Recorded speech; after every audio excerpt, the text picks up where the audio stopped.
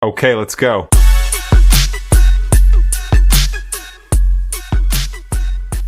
Un meurtre dans une communauté LGBTQ+, isolée, avec un sac en plastique sur la tête de la victime.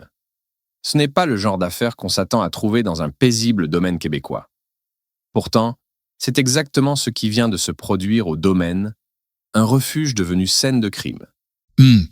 Et ce qui rend cette affaire particulièrement fascinante, c'est comment ce lieu isolé crée une atmosphère de huis clos parfaite, un peu comme dans les romans d'Agatha Christie, mais avec une dimension sociale, contemporaine. Exactement. Et au centre de tout ça, nous avons 3 enquêteurs retraités, au profil fascinant.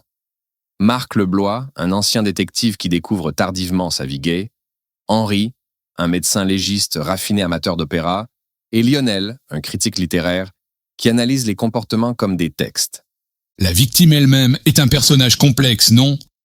Un conseiller municipal dans le placard qui menait une guerre contre le domaine. Oh que oui, Louis Bienenfant, 4 mariages ratés derrière lui et un secret qui remonte à l'adolescence. Un amour non partagé pour Serge Grenier, l'actuel propriétaire du domaine. C'est presque comme si le passé et le présent se télescopèrent dans ce meurtre. Et parlons de Serge Grenier, un homme qui porte le poids d'un héritage familial en déclin, tout en essayant de protéger ce refuge qu'est devenu le domaine. Ce qui me fascine, c'est comment chaque personnage cache quelque chose. Prenez Pierre Bruni, l'homme à tout faire, bien trop cultivé pour son poste, toujours impeccable, mais mystérieusement silencieux sur son passé.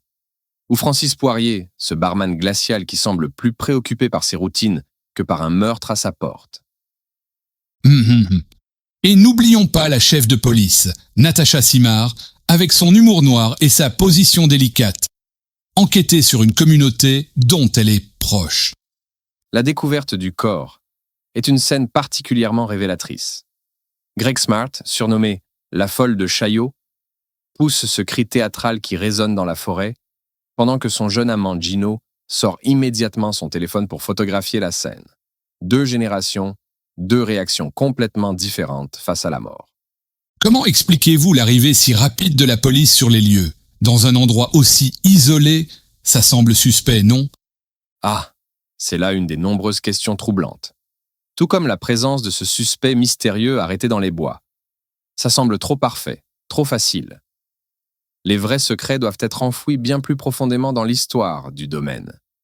Et cette histoire nous rappelle que même les refuges les plus paisibles peuvent cacher des tensions mortelles. Absolument. Et c'est ce qui rend cette affaire si fascinante.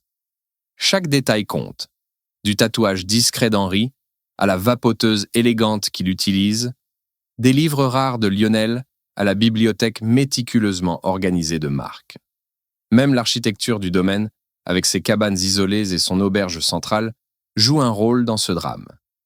Bien sûr, et la présence de Rosita Salvadores, cette riche veuve brésilienne qui était la dernière épouse de la victime, ajoute une dimension internationale intrigante à toute l'affaire.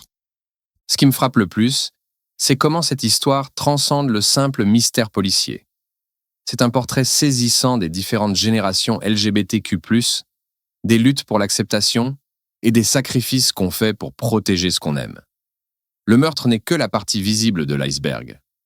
En effet, et la façon dont l'histoire entremêle les questions d'identité, de pouvoir local et de préservation d'un lieu historique en fait un miroir fascinant de notre société contemporaine.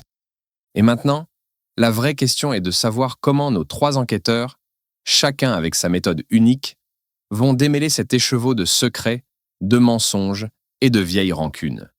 Une chose est sûre, dans le domaine, personne n'est tout à fait ce qu'il semble être. Okay, let's go.